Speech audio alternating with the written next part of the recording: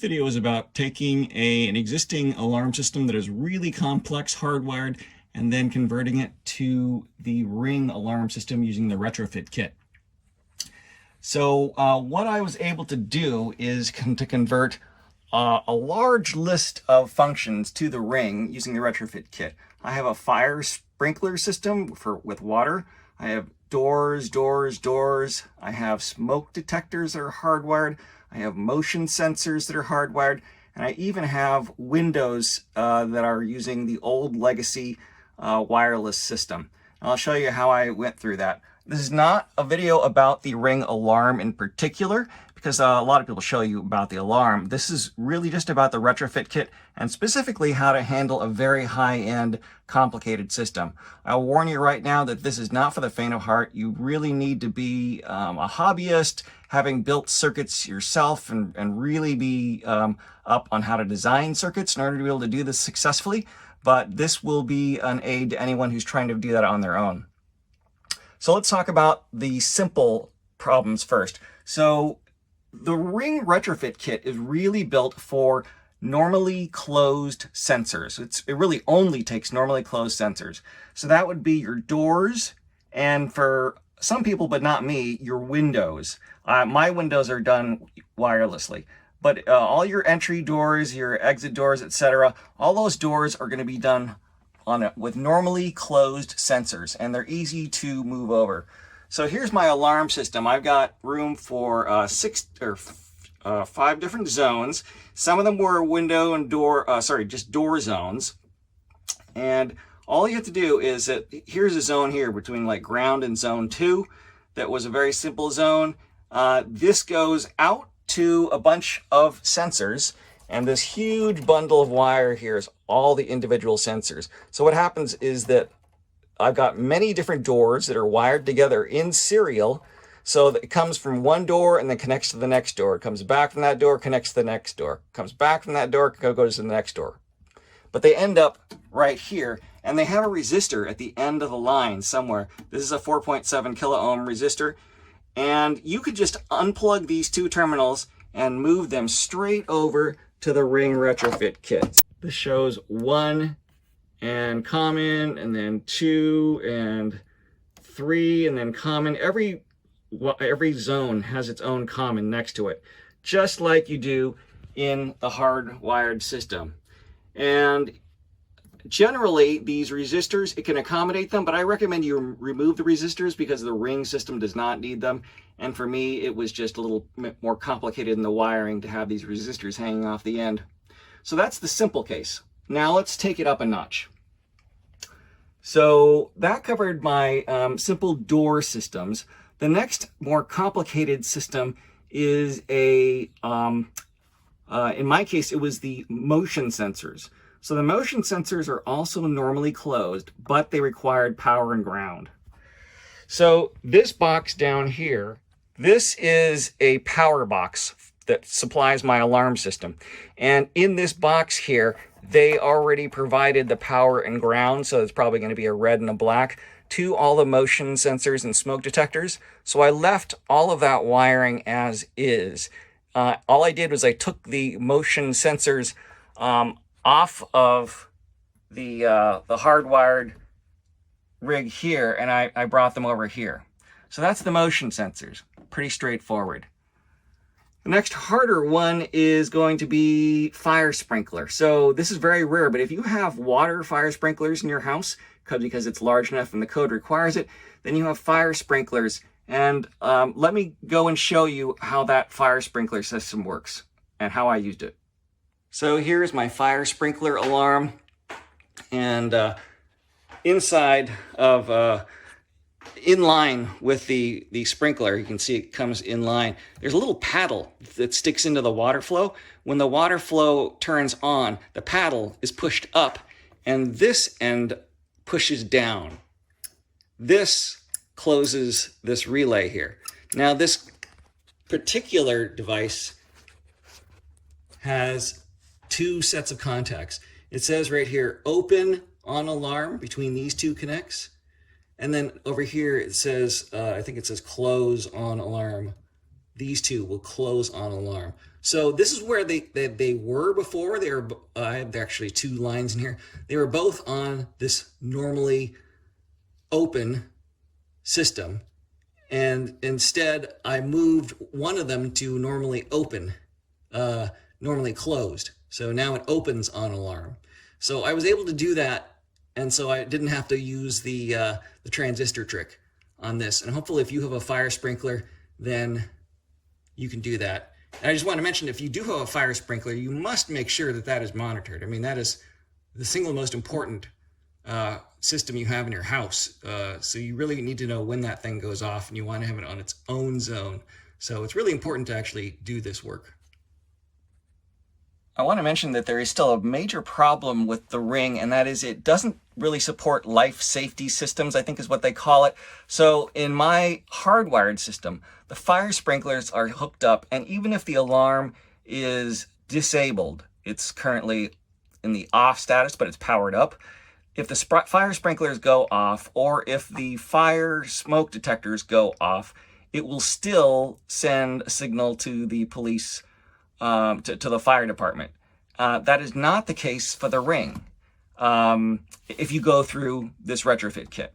And that is a good reason to upgrade your smoke detectors from the retrofit kit to the actual Ring alarm systems. Well, there's a first alert Z-Wave combo that will work with it. Unfortunately, there's no equivalent for the fire sprinkler system. So if you're home and your fire sprinklers go off, you're probably going to notice it. But definitely with the smoke detectors, it's a good reason to upgrade. Okay, so we've covered doors, we've covered the motion sensors, we covered the fire sprinkler. So let's get to that smoke detectors. So again, I actually recommend that you upgrade your smoke detectors to the first alert system. You can get them as cheap as like $33 at Costco in a 3-pack. But if you have a lot of these smoke detectors, it's nice to be able to reuse them. So the problem with the smoke detectors is that smoke detectors are normally open, whereas this Ring system expects everything to be normally closed. So how do you convert that? Well, you use a simple relay. And here I've got a diagram for a relay that I built with a transistor. So let me just quickly walk you through this. And this is not a tutorial on how to build a circuit. It's just, if you know how to build a circuit, I'm going to tell you what parts you need. So you need an NPN transistor. You need a 10K resistor. The amount doesn't exactly matter, but you don't want it probably any less than 10K, because in the alarm condition, it's going to be sending a lot of power down this route, and you don't want it to get hot. So that's really, there's only these two parts. Okay, the rest is just connections. So you want to connect your alarm terminals between the common and the emitter of the transistor. In the normal state, when it's normally open, the smoke detector is going to hold this open. So you've got power coming through here. It's going to turn on this transistor, and the connection between the alarm terminal and common will flow. When the smoke detector triggers and this goes open, then what happens is that this will pull this base of the transistor down, the transistor turns off, and the alarm contacts open, and that will trigger the alarm.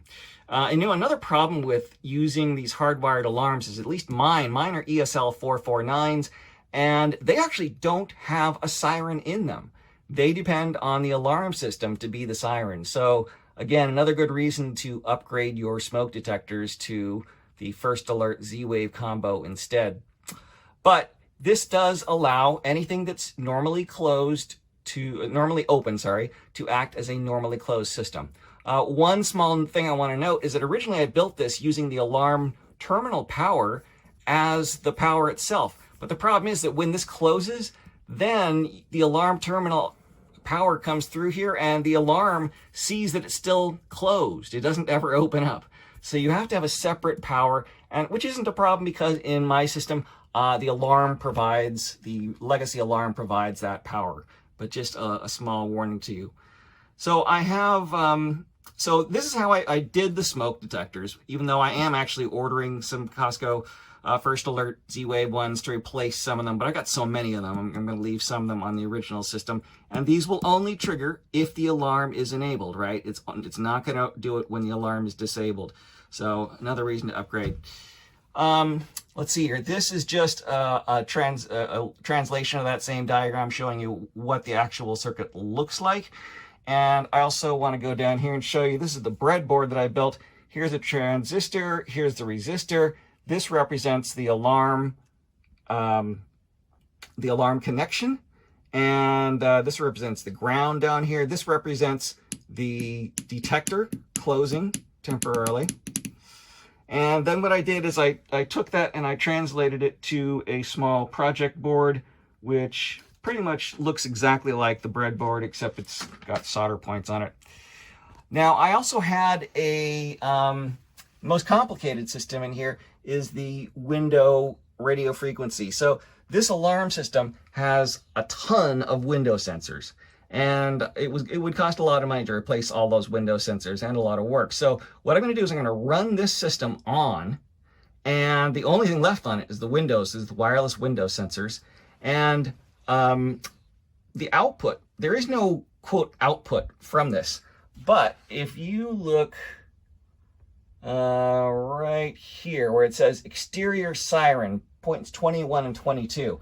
So most systems have an exterior siren, and those operate on DC 12 volts, and 21 and 22 simply close when the siren turns on. So it's a normally open contact. It'll close on the alarm. It actually turns on and off, on and off, on and off. But as long as it opens ever, it will trigger the Ring alarm system. So what I've done is I've hooked up the outputs to the Ring alarm system, but I still had to convert it through one of these circuits here. So that circuit was useful for that. Now I also realized that there is this NTE 3223, which is simply two NPN transistors inside one package. So I ended up actually using that, and that is the other half of this breadboard that you see here. And then I ended up putting that breadboard into just a little package that I've mounted here, and yeah, so just it's in a nice format. So this pretty much covers the gamut of all the possible situations that you have. So you've got straightforward hardwired systems that go from, you just pull them off of your old terminal and you stick them on. You've got hardwired systems that are 4 wires. So you've got 2 wires for the signal and 2 wires for the power. So in that case, you want to leave the power and ground to those systems connected.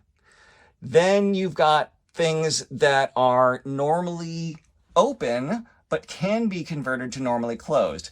So in my case, it's the fire sprinkler system.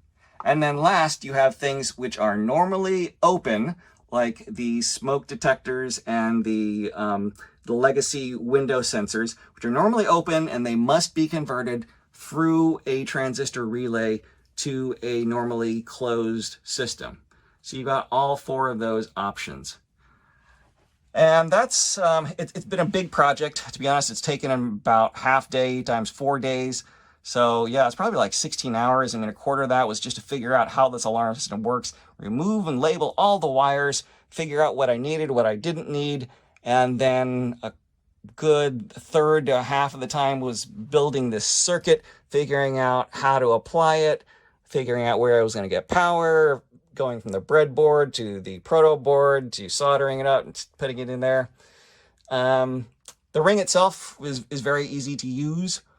However, it is a little bit buggy. The very first time I set the alarm off, the keypad lost internet connection, which made it impossible to disable the alarm. So the alarm would just go off. There's no power to pull for the alarm because it's all battery backed up.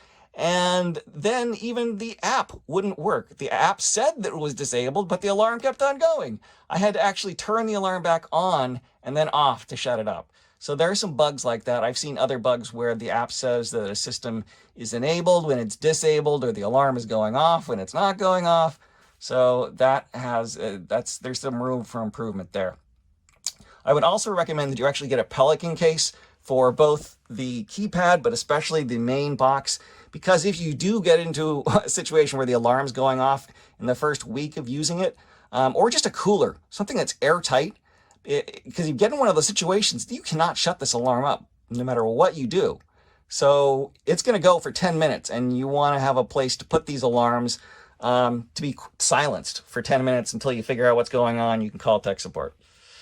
But I hope this helps you on your project. Using using these bits of information, you should be able to hook up any existing sensor. But again, remember that your hardwired alarm system has life safety systems, which are always on, whereas the Ring Alarm, you have to buy their smoke detectors in order to take advantage of it working all the time.